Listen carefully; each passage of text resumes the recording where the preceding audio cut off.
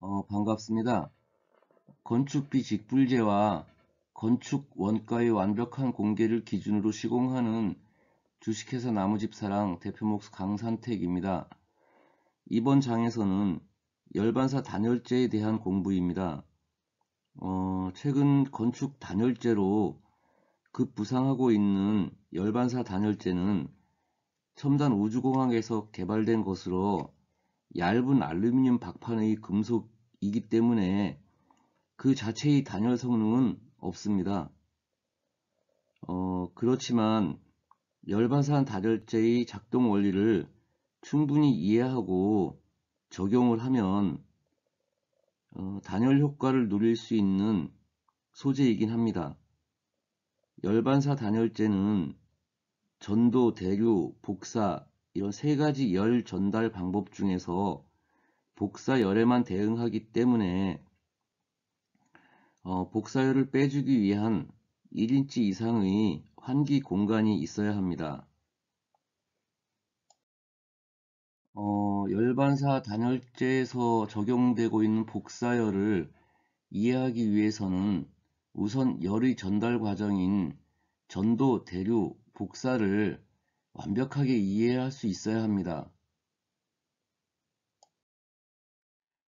복사열이란 물질의 도움 없이 그 열이 직접 전달되는 현상입니다.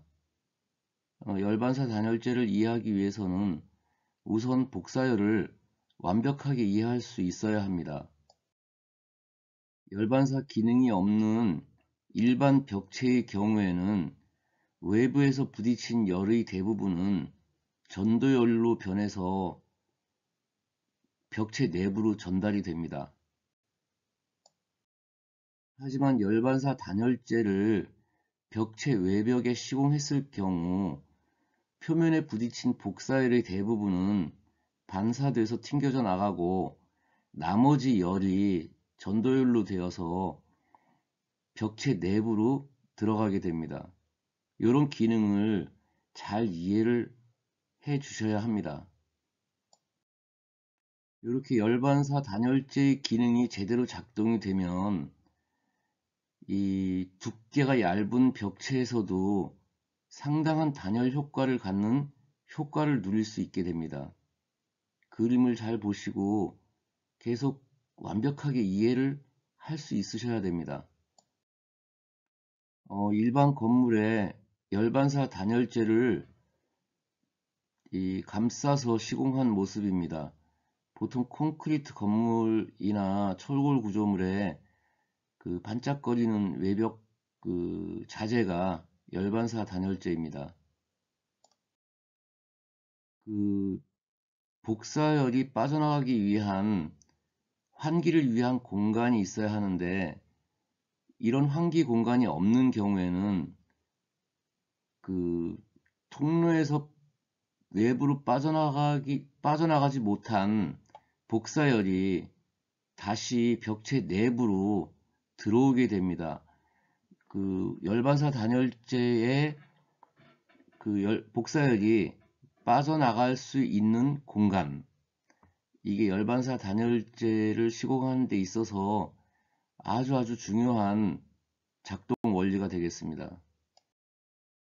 그 열반사 단열재에 붙어 있는 그 공간에서 환기를 위한 간격을 그 공간을 확보하지 못하는 경우엔 외부로 배출되지 못한 반사열이 다시 벽체 내부로 침투하게 됩니다.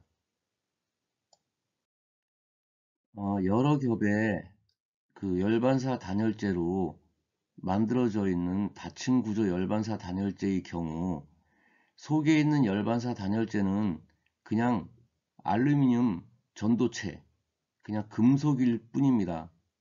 이런 경우에 그 속에 있는 열반사 단열재는 그 복사열이 빠져나갈 수가 없어서 다시 그대로 남아 내부로 침투해서 그냥 전도열이 됩니다. 여러 겹이 요건 하나 둘 셋 넷 다섯 겹이 있다고 하더라도 안팎으로 있다고 하더라도 결국은 표면에 있는 열반사 단열재만 정상적인 기능을 합니다. 지금까지 열반사 단열재의 복사 반사 기능을 이해하셨다면 충분히 이 내용을 알 수 있을 거라고 생각합니다. 표면에 있는 열반사 단열재가 오염이 된 경우도 마찬가지입니다. 오염이 되면은 반사 기능을 못하게 되겠죠.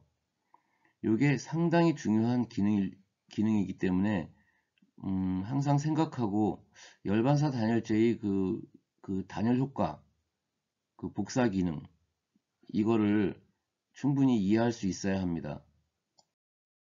열반사 단열재의 기능을 제대로 이해하고 현장에 적용할 수 있다면 보다 효과적이고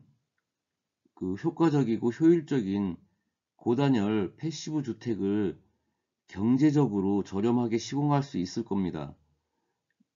그래서 꾸준한 공부가 굉장히 중요한 겁니다. 하여튼 감사합니다.